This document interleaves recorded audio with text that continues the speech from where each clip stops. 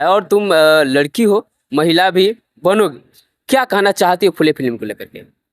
फूले film के लेकर हम ये कहना चाहेंगे, उससे महिलाओं को बहुत प्रेरणा मिल सकती है। जैसे बहुत लोग जो उच्च जात वाले कह सकते हैं, वो फूले फिल्म का विरोध कर रहे हैं, क्योंकि उन्हें उसमें दिखाया गया कि वो लोगों के साथ कितना गलत कर रहे हैं, महिलाओं के साथ कितना गलत कर रहे हैं। जो नीची जात के लोग हैं उन्हें नीचा कहकर उनके साथ गलत कर रहे हैं। उसमें फूले फिल्म के बारे में दिखाया गया, उसमें है कि लड़कियों को पढ़ना नहीं चाहिए, लोग कहते हैं घर से बाहर नहीं निकलना चाहिए।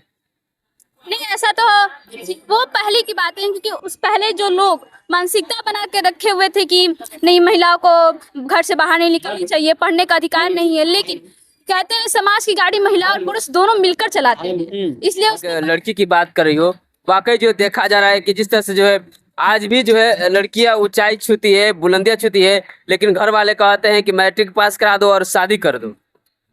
ऐसा मेरे साथ भी मैंने देखा है। हमारे क्लास की बच्ची, अभी हमने 10th पास आउट किया है, इसमें बहुत सी लड़कियों की शादी कर दी गई थी, 9th क्लास से ही शादी कर दी गई थी। इसमें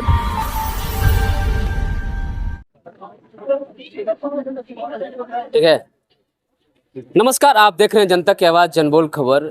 लगातार जिस तरह से पूरे देश में खुले फिल्म का बहिष्कार हो रहा है, महिलाएं आगे बढ़ रही है, लेकिन कुछ खास लोगों का जलन हो रहा है, कुछ खास लोगों का परेशानी हो रहा है। हमारे साथ एक बच्ची जुड़ रही है, हम इनका नाम जानेंगे और जानेंगे वाकई जो खुले फिल्म को लेकर के। तो बाबू, सिमरन कुमारी इस समय कुछ खास वर्गों के द्वारा जो है फूले फिल्म का बहिष्कार किया जा रहा है, और तुम लड़की हो, महिला भी बनोगी, क्या कहना चाहती हो फूले फिल्म को लेकर के? फूले फिल्म के लेकर हम ये कहना चाहेंगे, उससे महिलाओं को बहुत प्रेरणा मिल सकती है। जैसे बहुत लोग जो उच्च जात वाले कह सकते हैं, वो फूले फिल्म का विरोध कर रहे हैं, क्योंकि उन्हें उसमें दिखाया गया कि वो लोगों के साथ कितना गलत कर रहे हैं, महिलाओं के साथ कितना गलत कर रहे हैं। जो नीची जात के लोग हैं उन्हें नीचा कहकर उनके साथ गलत कर रहे हैं। उसमें फूले फिल्म के बारे में दिखाया गया, उसमें सावित्रीबाई फुले ने महिलाओं को शिक्षा में बहुत बड़ा योगदान दिया, ज्योतिबा फुले ने भी उनका साथ दिया उसमें। उससे हम कह सकते हैं कि हमारे मतलब महिलाओं को उससे सीख मिलेगी, उससे देखना चाहिए उस फिल्म को, ताकि वो खुद के बारे में जान सके, जागरूक हो सके कि महिलाएं क्या कर सकती हैं। उनके लिए इतिहास में सावित्रीबाई फुले ने क्या लड़ाई लड़ी है। लेकिन कहा जाता है कि लड़कियों को पढ़ना नहीं चाहिए, लोग कहते हैं घर से बाहर नहीं निकलना चाहिए।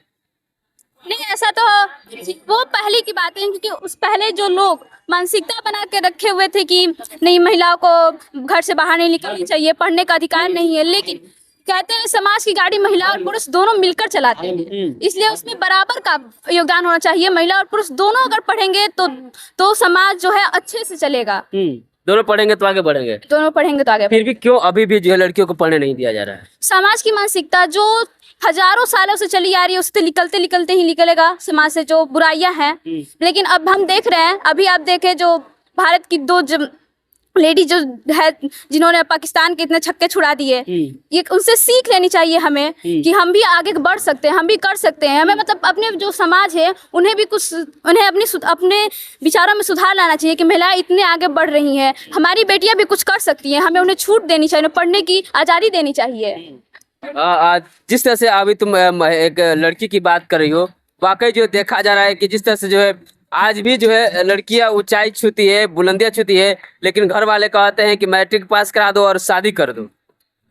ऐसा मेरे साथ भी मैंने देखा है। हमारे क्लास की बच्ची, अभी हमने 10th पास आउट किया है, इसमें बहुत सी लड़कियों की शादी कर दी गई थी, 9th क्लास से ही शादी कर दी गई थी। इसमें हम कह सकते हैं गरीबी का बहुत बड़ा योगदान है, और समाज की सोच का भी। कितने मतलब माता पिता परिवार होते हैं, गरीबी के कारण बच्चियों की शादी कर देते हैं कि आगे पढ़ाएंगे पैसा लगेगा, लेकिन वो ये नहीं सोचते कि शादी में करने में जो पैसा लगता है, उसमें हम अगर बच्चों को पढ़ा दे तो आगे वो कोई व्यक्ति दहेज भी मांगने का अधिकार नहीं रहेगा। वो आकर आपके मुंह में दहेज नहीं मांगेगा, केवल बेटी मांगेगा। बेटी को पढ़ना इसलिए जरूरी है, इस बिल्कुल जरूरी है कि माता पिता पे कभी बोझ ना बने, दहेज के नाम पे उन्हें कर्ज ना लेना पड़े। आज भी दहेज प्रथा बहुत ज्यादा हावी हो रहा है, बहुत ज्यादा हावी है। भले बिहार में बैन लगा हो, नीतीश ने बैन लगा दिया हो, लेकिन आज दहेज लेने वाले भी हैं और देने वाले भी हैं। बैन लगने के बाद भी दावा है कि दहेज लेना देना बंद।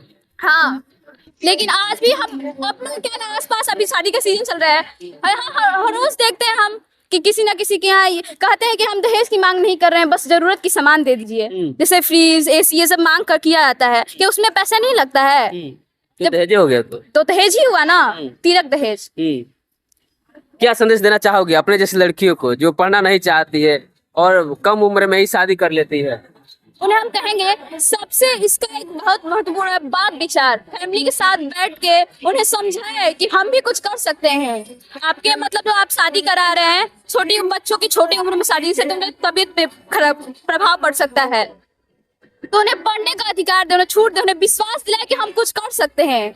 अगर आप माता पिता को विश्वास दिलाए कि हम ये कर सकते हैं, जब माता पिता इतने बुरे तो नहीं होते हैं कि वो छूट ना दे, एक बार जरूर वो छूट देंगे। आपको अच्छा करके दिखाना है ताकि उनको विश्वास हो जाए कि हाँ हमारी लड़की कर सकती है। क्या नाम हुआ? सिमरन कुमारी। सिमरन कितना क्लास में पढ़ी हो अभी? अभी 10th पास आउट किए हैं। क्या बनना चाहती हो तुम?